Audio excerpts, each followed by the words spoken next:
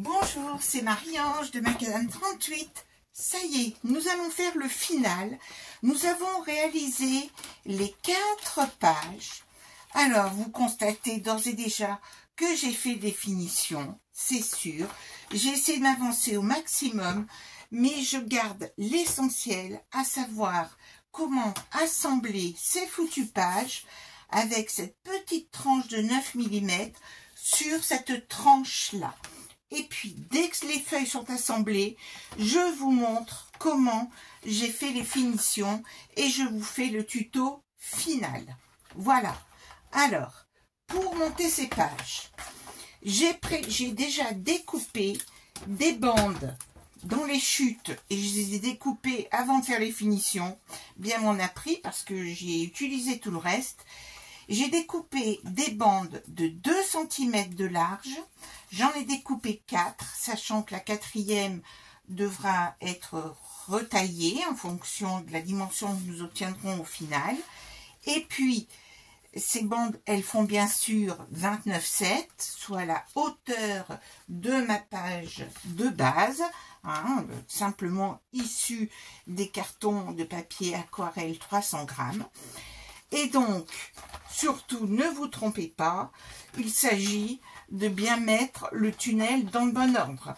Ça m'est déjà arrivé d'intervertir les pages et à ce moment-là, l'effet tunnel n'est plus du tout respecté. Alors, nous avons un point de repère, à savoir la ligne de coupure ici, dont nous allons nous servir pour coller. Alors, j'ai choisi... Alors, il s'agit de retrouver. J'ai choisi de prendre les intérieurs et de les assortir à la page qui correspondait.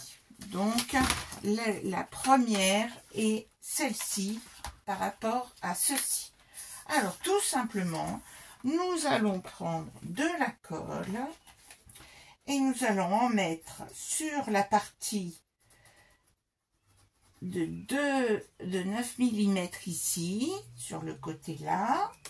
Nous tartinons et nous utilisons bien sûr l'outil magique qui est le doigt. Nous n'oublions pas de nous servir aussi de notre chiffon. Je prends ma feuille ici, mon morceau de 2 cm, comme ceci, et je mets de la colle aussi. Vous allez voir que je ne serai pas avare en colle, mais que je saurai essuyer, gommer, vraiment en fonction d'eux. Et puis, j'en rajoute même un petit peu comme ceci sur la partie qui sera collée. Et je positionne à environ, je le mets à 1,5 cm du bord. Je positionne et j'utilise ceci pour le mettre, sachant que ça va un petit peu bouger et donc on va à chaque fois agir de manière à bien ajuster. Ici, voilà, j'ai posé ma première bande, voilà, qui est à environ un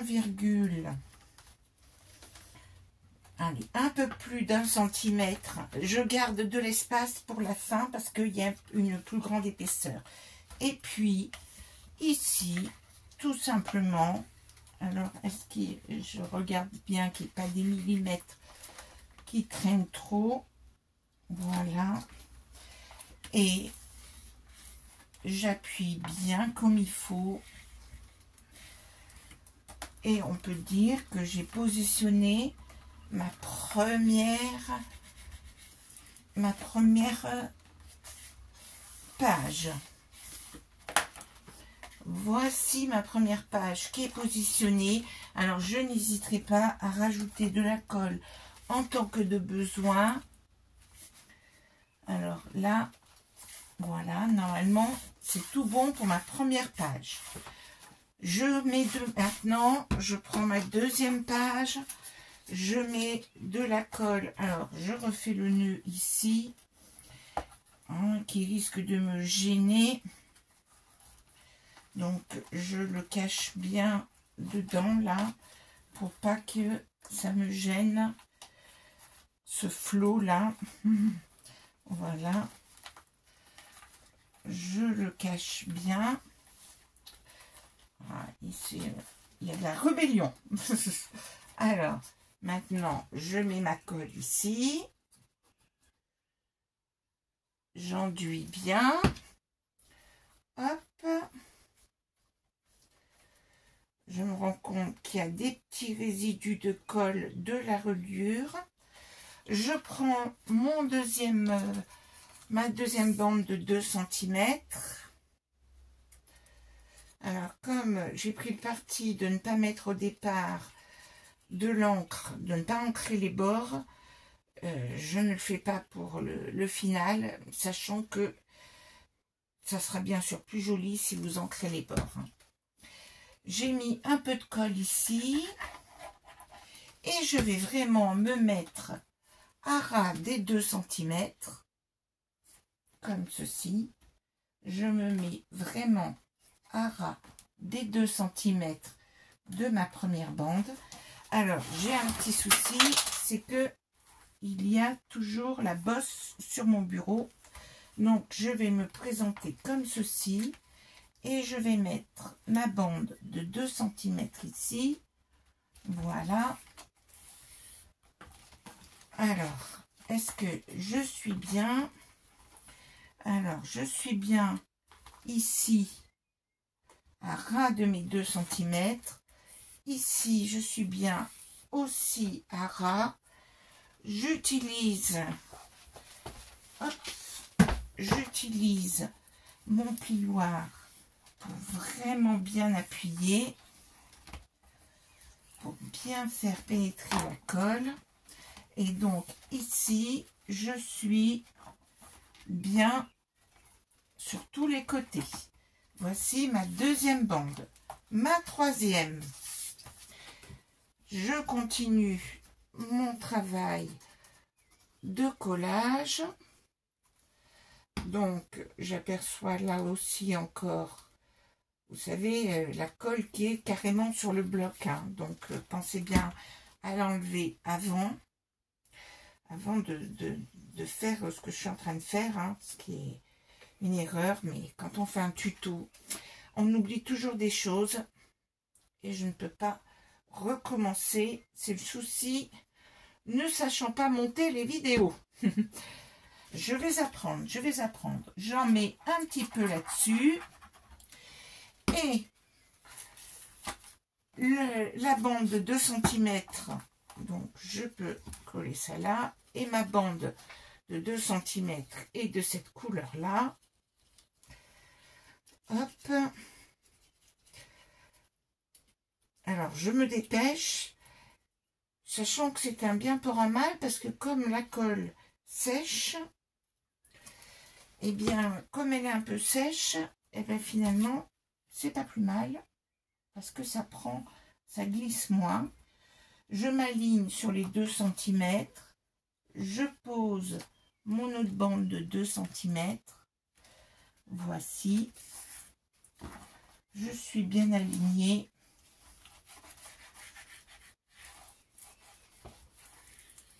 Voici,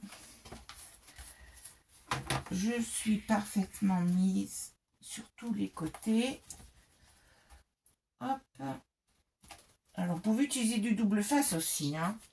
Mais là, vous aurez encore moins droit à l'erreur que ce que je suis en train de faire. Voilà.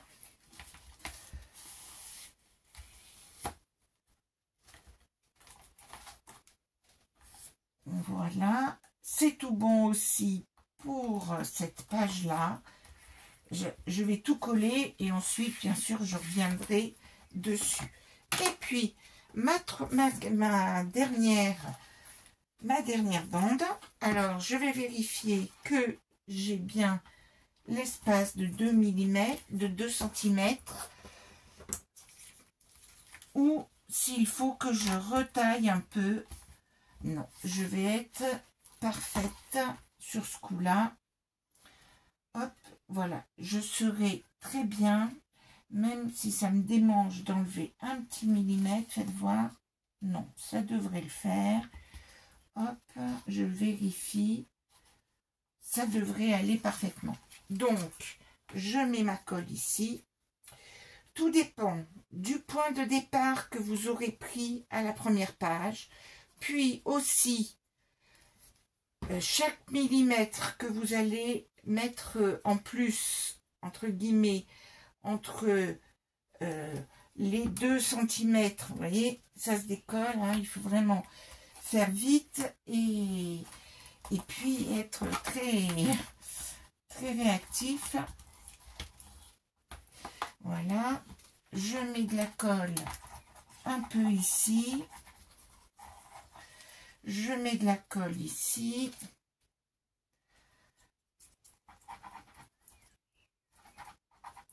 Et quitte ensuite à en rajouter. Hop, voici. Je positionne ma dernière page. Hop. Voilà. Et je mets ma dernière bande. Voici. Et là, je vais me remettre dans le bon sens. Parce que j'ai peur de faire des bêtises. Alors, ici, c'est tout bon. Ici, c'est tout bon. Ici, c'est tout bon. Alors, 1, 2, 3 et 4. Parfait. Parfait. Je ne suis pas compliquée hein, comme là, je dis parfait. Hop. Et donc, je vais appuyer, je vais coller.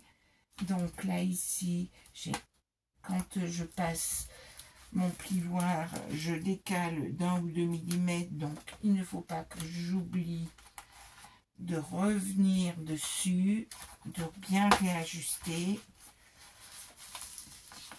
Vous voyez, je fais ça glisse, ça glisse. Hop. Voilà, voilà, voilà. Donc là, ça a un petit peu glissé. Alors, est-ce qu'on y est bien là? Là, on est bien. Là, on est bien. Là, on est bien. Ici, on est bien. Alors, je voulais faire la présentation de l'album dans la foulée de ce tuto, mais je me dis que je vais m'amuser à tourner les pages, etc. Ça ne sera pas sec et ça sera une erreur. Je risque de tout abîmer l'album. Alors, je pense que je vais le mettre dans la position qui est, comment dire, qui est le plus adéquate pour laisser sécher un album. Et ensuite, je vais vous expliquer en quelques mots ce que j'ai fait, mais l'important, vous voyez là comment ça se passe, de l'autre côté aussi.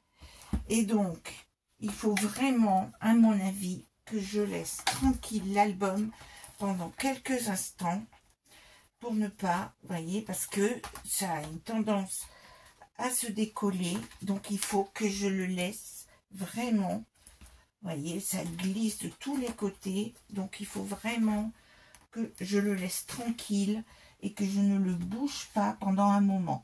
Donc, je vais le mettre dans la position de séchage, pas facile à dire. Je vais le mettre dans la position de séchage de manière à faire quelque chose de propre et ne pas le bousculer. C'était une erreur de ma part que de penser ne faire qu'une vidéo pour tout présenter. Ce n'est pas possible. Je vous le dis. Hop. Il faut, quand on a fini un album, le laisser dans la position verticale comme ceci et ne pas le toucher pendant un petit moment. parce que sinon, on va vraiment faire des bêtises. Donc, ici c'est bien, il ne faut plus le toucher. Il ne faut plus que je le touche. Dans ces cas-là, je le cale entre deux choses, de manière à ce qu'il ne bouge plus, vraiment dans cette position-là. Alors, ce que je peux simplement vous dire, quitte à rallonger un peu ce tuto et faire le dernier tuto sans vous parler de